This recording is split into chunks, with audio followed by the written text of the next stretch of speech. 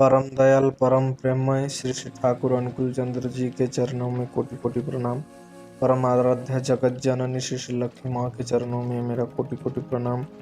परम पूज्यपाद श्री श्री वरदा के चरणों में मेरा कोटि कोटि प्रणाम। परम पूज्यपाद श्री श्री आचार्य देव जी के चरणों में मेरा कोटि कोटि प्रणाम। समस्त गुरु भाइयों माओ को मेरा हृदय से जय गुरु। आज के वीडियो में आज सभी को मैं दिल से स्वागत करता हूं। आज आप सभी के लिए मैं लेके आया हूं एक सुंदर वीडियो, जिसमें हम आलोचना करेंगे दीक्षा के महत्व के ऊपर में। दीक्षा क्यों लेना चाहिए और दीक्षा लेने का उद्देश्य क्या होना चाहिए। इसमें लगभग 7-8 टॉपिक के ऊपर हम बात करना चाहेंगे, जिसको आप अगर अपने जिंदगी में अगर इसी मकसद से आप दीक्षा ले रहे हैं तो आपका जीवन में जो उन्नति आ रहा है उसको कोई रोक नहीं सकता, क्योंकि यही ठाकुर जी का आशीर्वाद है हमारे ऊपर। तो चलिए वीडियो को ज़्यादा लंबा नहीं करते हैं, अभी शुरू करते हैं। अभी तक आप अगर मेरे चैनल को सब्सक्राइब नहीं किए हैं तो आपको अच्छा लगे तो ज़रूर सब्सक्राइब कर लीजिएगा, और आपका दिल का जो बात है वो कमेंट के माध्यम से मेरे को बताइएगा। चलिए आज का वीडियो शुरू करते हैं। श्री श्री ठाकुर अनुकूल चंद्र जी के दीक्षा क्यों लेना चाहिए, इसे मैं श्रद्धा के साथ लेकिन संतुलित तरीके से समझाता हूँ। दीक्षा किसी के दबाव में नहीं बल्कि अपनी समझ और श्रद्धा से लेना बेहतर माना जाता है। आज पहले हम बात करेंगे श्री श्री ठाकुर अनुकूल चंद्र जी के दीक्षा का महत्व क्या है, जो मेरे समझ में है। श्री श्री ठाकुर अनुकूल चंद्र जी ने सत्संग के माध्यम से ऐसा जीवन दर्शन दिया जिसमें केवल पूजा पाठ ही नहीं बल्कि चरित्र निर्माण, आत्म सुधार, परिवार सेवा और दूसरे के जीवन को बेहतर बनाने पर भी जोर दिया जाता है। उनका मुख्य संदेश था कि मनुष्य अपने जीवन और व्यवहार को श्रेष्ठ बनाते हुए दूसरों के जीवन के लिए भी उपयोगी बने। दीक्षा का अर्थ केवल मंत्र लेना नहीं है। दीक्षा को केवल कान में कोई मंत्र सुन लेने की प्रक्रिया समझना अधूरा होगा। सत्संग की परंपरा में यह एक आदर्श जीवन पद्धति को स्वीकार करने और उसके अनुसार स्वयं को विकसित करने की शुरुआत मानी जाती है। अर्थात दीक्षा मतलब साधना, मतलब आत्म सुधार, मतलब चरित्र निर्माण, मतलब सेवा, मतलब जीवन का विकास, यही होता है। इसलिए दीक्षा लेने के बाद व्यक्ति के दैनिक जीवन में भी परिवर्तन लाने का उद्देश्य होता है।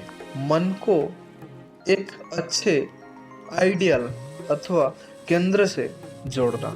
ठाकुर अनुकूल चंद्र जी की शिक्षाओं में आइडियल सेंट्रिक लाइफ अर्थात एक श्रेष्ठ आदर्श को केंद्र में रखकर जीवन जीने की बात महत्वपूर्ण है।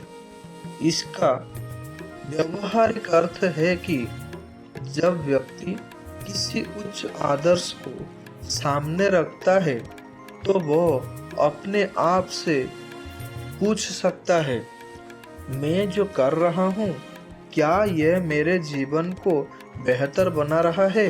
इस तरह धीरे धीरे गलत आदतों, क्रोध, अहंकार, आलस्य और नकारात्मक सोच पर काम करने की प्रेरणा मिल सकती है। चरित्र को मजबूत बनाने के लिए ठाकुर जी की शिक्षाओं में सदाचार और चरित्र को बहुत महत्व दिया गया है। दीक्षा के बाद साधक का उद्देश्य केवल धार्मिक पहचान प्राप्त करना नहीं बल्कि अपने व्यवहार में सुधार करना होना चाहिए, जैसे झूठ से बचना, गलत आदतों को छोड़ना, माता पिता का सम्मान करना, परिवार के प्रति जिम्मेदारी उठाना, दूसरों के प्रति प्रेम भाव रखना, ईमानदारी रखना, संयम रखना, अपने कर्म को अच्छी तरह करना। यानी धर्म का प्रभाव व्यवहार में दिखाई देना चाहिए। नियमित साधना की आदत दीक्षा व्यक्ति को नियमित आध्यात्मिक अभ्यास के लिए प्रेरित करती है। सत्संग परंपरा में जजन जाजन, इष्टभृति, स्वस्थयनी और सदाचार जैसे अभ्यास एवं सिद्धांत बताए जाते हैं। नियमित साधना का एक महत्वपूर्ण लाभ यह हो सकता है कि व्यक्ति अपने मन को शांत करने, अपने विचारों को देखने और अपने व्यवहार में सुधार करने के लिए प्रतिदिन समय निकालता है। केवल अपने लिए नहीं, दूसरों के लिए भी जीना। ठाकुर अनुकूल चंद्र जी की विचारधारा में सेवा को महत्वपूर्ण स्थान दिया गया है। इसका भाव है मैं अच्छा बनूं और मेरे कारण दूसरे का जीवन भी अच्छा हो। इसलिए सत्संग से जुड़े कार्यों में धार्मिक कार्यक्रम के साथ सामाजिक सेवा, शिक्षा, चिकित्सा और जरूरतमंदों की सहायता जैसे गतिविधियों भी देखने को मिलती है। देवघर का सत्संग आश्रम इसी व्यापक गतिविधि के लिए जाना जाता है। परिवार और समाज को साथ लेकर चलना ठाकुर जी का दृष्टिकोण केवल संसार छोड़कर साधु बनने वाला नहीं था। उनके विचारों में परिवार और समाज के बीच रहकर भी आध्यात्मिक जीवन जीने पर जोर दिखाई देता है। इसलिए एक गृहस्थ व्यक्ति भी अपने परिवार, व्यवसाय, समाज और साधना को साथ लेकर आगे बढ़ सकता है। जीवन को व्यवस्थित करने की प्रेरणा दीक्षा का सबसे महत्वपूर्ण व्यवहारिक उद्देश्य यह हो सकता है कि व्यक्ति अपने जीवन में अनुशासन लाए। उदाहरण के लिए सुबह साधना करे, दिन ईमानदारी से कर्म करे, परिवार प्रेम और जिम्मेदारी से, समाज सेवा से, रात आत्मचिंतन से। ऐसी दिनचर्या व्यक्ति को अपने जीवन को व्यवस्थित करने में मदद कर सकती है। दीक्षा लेने के बाद क्या बदलना चाहिए? मेरे हिसाब से इसका सबसे सुंदर उत्तर है, दीक्षा के बाद केवल नाम नहीं बदलना चाहिए, जीवन का व्यवहार बदलना चाहिए। अगर व्यक्ति पहले से ज्यादा प्रेमपूर्ण, विनम्र, सेवाभावी, शांत, अनुशासित, चरित्रवान, परिवार के प्रति जिम्मेदार बन रहा है तो दीक्षा का वास्तविक उद्देश्य जीवन में दिखाई दे रहा है। एक महत्वपूर्ण बात बताना चाहूँगा, दीक्षा किसी डर, दबाव या किसी व्यक्ति के कहने मात्र से नहीं लेनी चाहिए।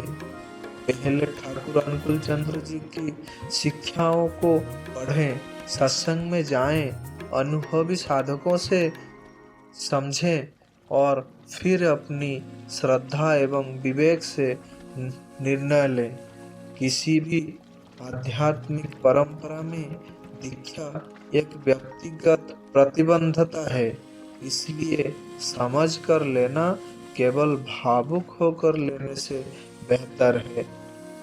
संक्षेप में यही बताना चाहूँगा आप सभी को, श्री श्री ठाकुर अनुकूल चंद्र जी से दीक्षा लेने का उद्देश्य केवल मंत्र प्राप्त करना नहीं, बल्कि एक श्रेष्ठ आदर्श को जीवन का केंद्र बनाकर स्वयं को सुधारना, चरित्र को विकसित करना, परिवार को संभालना और दूसरे के जीवन के लिए उपयोगी बनना, यही दृष्टिकोण दीक्षा को केवल एक धार्मिक रस्म से आगे लेकर जाकर जीवन सुधारने की साधना बनाता है।